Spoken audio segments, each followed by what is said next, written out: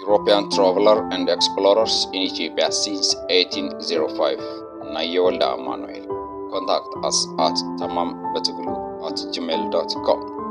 የኢሮፒያን ተጓዦችና አሳሾች በኢትዮጵያ 19ኛው ክፍለ ዘመን በናየ ወልደ አማኑኤል tamambetiglu@gmail.com ላይ ታገኙናላችሁ። Beginning in the early 19th centuries.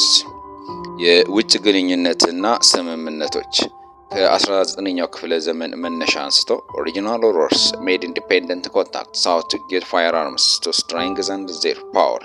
የየአካባቢ ገዢዎች በተናጠል በግላቸው ከውጭ ኃይሎች ጋር ግንኙነት ያደርጋሉ።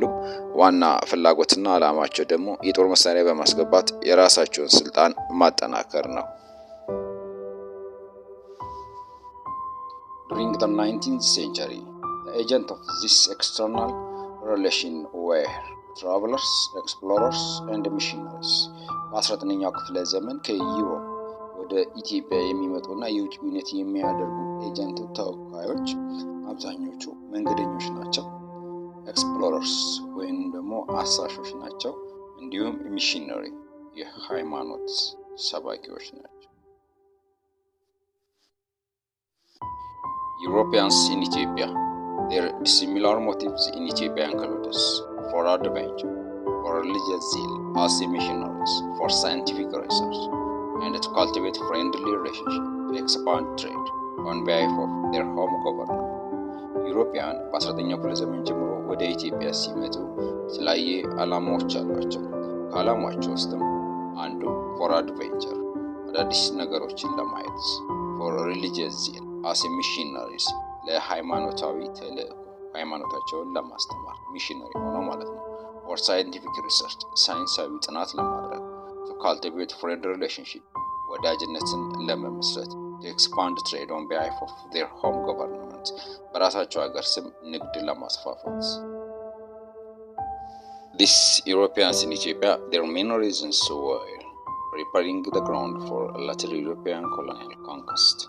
የኢሮፒያን በኢትዮጵያ የሚገኙት መሰረታዊ ፍላጎታቸው ለኢሮፒያን ቅኝ ግዛት ቅድመ ሁኔታዎችን ማመቻቸት ነው። Henry Salt, one of the earliest travelers to the time, in 1805 he reached the court of Ras Waldeslas of Tigray under the cover of scientific study. ከኢሮፒያውያን ወደ ኢትዮጵያ ከመጡት ውስጥ ቀዳሚ የሚሆነው ሄንሪ ሳልት ነው።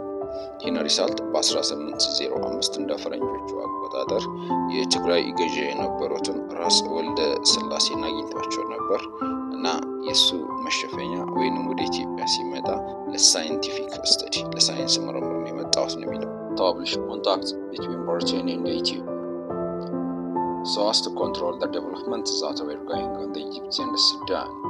ሄንሪ ሳልት ዋናው ፍላጎቱ ግን በኢትዮጵያና በእንግሊዝ መሃል ግንኙነት መፍጠር ነው።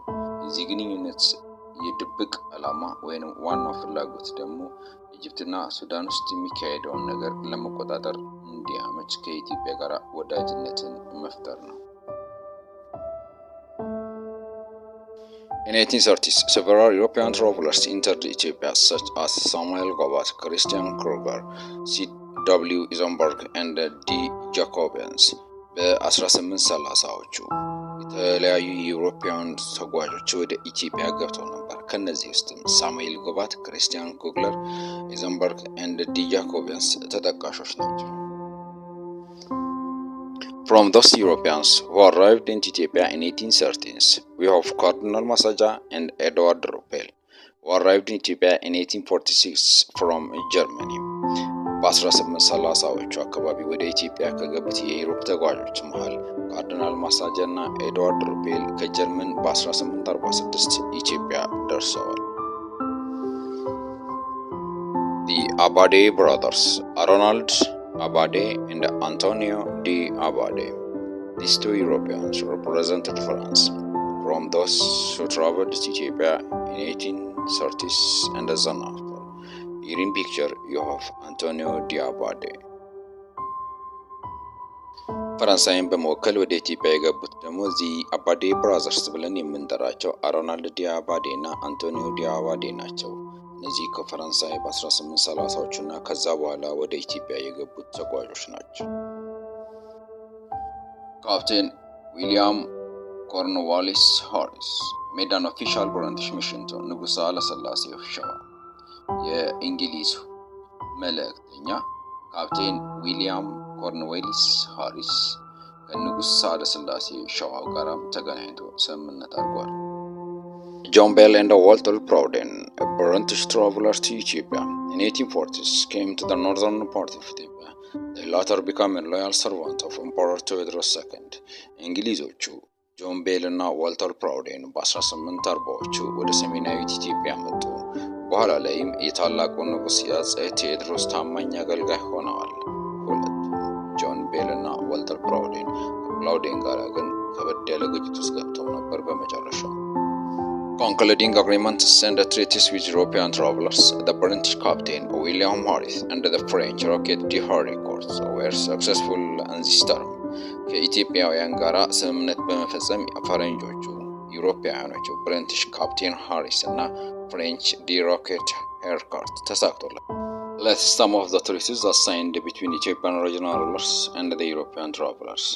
Treaty of Commerce and Friendship. This treaty was signed in 1841 between Harris and the ንጉሥ ኃይለሥላሴ of ሸዋ። ዩሮፒያን ከኢትዮጵያውያኖች የአካባቢ ገዢዎች ጋር ያደረጉትን ስምምነት ስናይ Treaty of Commerce and Friendship የንግድና የወዳጅነት ስምምነት በሚል 1841 ዓመተ ምህረት እንግሊዛዊው ሃሪስ ከንጉሥ ኃይለሥላሴ ጋር ስምምነት አድርገዋል ከሸዋው ገዢ ጋር። Another Treaty of Commerce and Friendship was signed in 1843 between Harcourt and the ንጉሥ ኃይለሥላሴ. Harcourt represented France. 1843 ላይ እንደመጀመሪያው አይነት ተመሳሳይ Treaty of Commerce and Friendship የወዳጅነትና የንግድ ስምምነት ከፈረንሳዩ Harcourt and ንጉሥ ኃይለሥላሴ Harcourt እና ንጉሥ ኃይለሥላሴ ፊርማቸውን አኖረዋል። እነዚህን In 1849, a Treaty of Friendship was signed between Walter Proudden and Ras Ali II. 1849 ላይ እንግሊዛዊ ዋልተር ፕራውዴን ከራስ ብትወደድ አሊ ሁለተኛ ጋራ የስምምነቶችን የፍሬንድሺፕ የወዳጅነት ስምምነት ፈጽመዋል። እነዚህም የዘመነ መሳፍንት ስምምነቶች ነበሩ። እየታገልክ ከሆንክ እያሸነፍክ ነው። 11 የደረስከው ከአንድ ቀጥሎ ሁለትን ጽፈ ነው እንጂ ከአንድ ቀጥሎ አንድን ጽፈ አይደለም።